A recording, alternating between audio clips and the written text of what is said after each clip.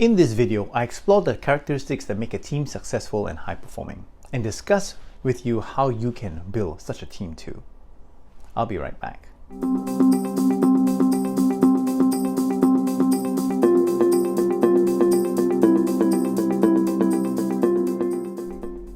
Welcome back. My name is Raymond Huan, and if you own a business, you are interested in business, or you wish to learn more about the tips and tricks on how to run a business better, I encourage you to click on the subscribe button that you see before you right now. In a 2-year study performed by Google, the company discovered there were 5 key attributes present in high-performing teams. The first is psychological safety. As a member of this team, can I take risks without feeling insecure or embarrassed? The second, dependability. Can my team members count on each other to deliver high-quality work on time? The third, structure and quality. Do all of my team members know and understand the goals and roles and execution of plans? Number 4, the meaning of work. Are we working on something that is personally important to each of us? And the last one, the impact of work.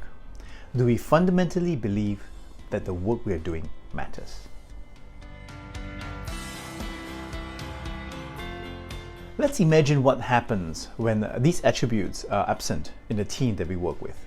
Now imagine that in your team there is no psychological safety. You can't depend on anyone to take up the slack, whether you control it or not. You are unclear about the team's goals and everyone else's roles. And you're uncertain if there's even a definite execution plan. And because you're unsure if what you're doing is important or even makes an impact, you don't find meaning in your work.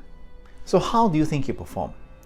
Well, you'll likely only do what you're told, and most likely will not initiate or offer suggestions or what you believe is normal. You'll likely think and act within a certain box that's put before you, or where you think you can operate from. And you certainly won't take unnecessary risks of any kind, for that matter. This can become stifling, but we would rather be stifled than have others perceive our competence or attitudes negatively. This is called a natural survival strategy, but this is also extremely harmful to the team and its performance. Team members take less initiative and become less creative. That's because when things are uncertain, we would rather wait to be told what is acceptable than what isn't. Rather than blaze the trail and risk failing and the possibility of being blamed by the entire team, we would rather play it safe. So how do we build a high-performing team? You will need a few things. You will need the right people, and they will need the right tools to work with. They will need to have the right systems to work with, and the right environment to work in. The right people, the right tools and systems, and the right environment will be different for each business. So there isn't going to be the same formula that needs to be applied that you can take from one business to another. You will need to identify what is a good mix for you. But we all need to start somewhere. So here are a few things as business owners that you need to consider if you intend to build up and nurture a high-performing team. Let's start with the people. Hire the right ones. And the common hiring guideline is to hire for attitude and train for aptitude. You want to work with people who have the capacity and disposition to deal with the kind of personalities and situations that your business deals with on a daily basis. Don't try to get the best people at the lowest possible hourly rate. People who are good will inherently command a better rate than the minimum possible. And even if they do come in at that rate, they won't stay for too long thereafter. Your pay rate is one of the reasons why they come into your business in the first place. So you need to find a good and fair rate that you need to attract the type of person that you want that will actually work in your business. Once you find the right people, set them up for success by providing them the right tools and systems to work with. That means making the roles and objectives clear, the execution plans concrete. Provide further training if the roles and objectives call for it. And the absence of any of these makes people guess and leads them to improvise, which may not always result in something that you would expect.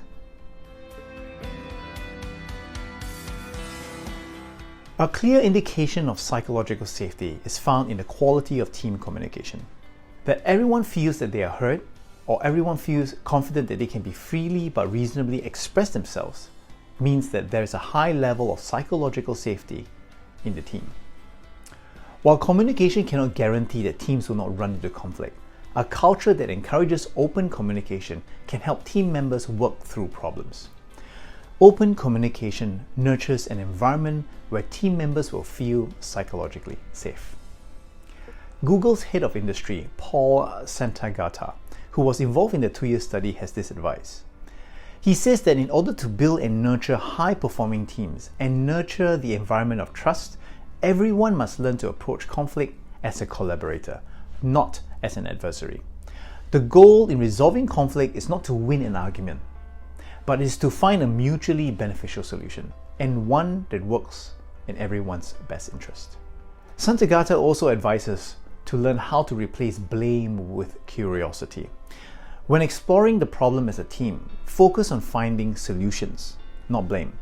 But if you do find that one member might be the source of the problem, try to ask the person for the solution. The people who are responsible for creating the problem often, but not all the time, hold the keys to actually solving it. So find the right people, be willing to pay for them, invest in the right tools and systems, and learn to communicate with them in a way that encourages performance. Do that and your business is on the way to build a high-performing team. If you're interested to know more about what a business has to go through when facing exponential growth, you can download the first chapter of the book, From 20K to 2 million in 2 years, absolutely free here. The chapter talks about the differences between a good and a great business and puts out questions to make you consider how you can turn your business from good to great. Thank you very much for watching this video, and I look forward to catching up with you again very soon.